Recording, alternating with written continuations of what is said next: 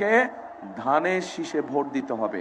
ধানের শীষের সাথে এখানে খেজুর গাছ আছে, আমাদের দলীয় আমাদের জোট প্রার্থী আছে, ওনাদেরকেও, কারণ ওনারাও আমাদের সাথে বিগত 16-17 বছরের আন্দোলন, ওনাদেরকেও আপনাদের দেখতে হবে। ওনাদের এলাকায় যারা আপনারা এসেছেন এখানে, আপনাদেরকে দেখতে হবে যাতে ওনারাও পাশ করে। কি বুঝে গেল? পরিকল্পনা, কি পরিকল্পনা? আপনারা হয়তো এরই মধ্যে শুনেছেন একটি নাম, সেই নামটি হচ্ছে ফ্যামিলি কার্ড। শুনেছেন নাম?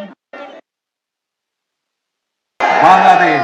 কাজেই জনগণের অধিকার পাহারা জনগণকেই দিতে হবে, যাতে সেই অধিকার রক্ষা হয়ে থাকে। জনগণের অধিকার প্রতিষ্ঠিত করতে হবে।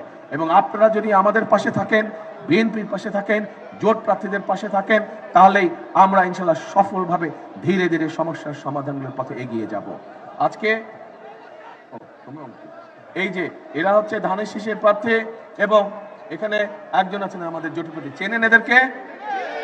এদেরকে চেনেন?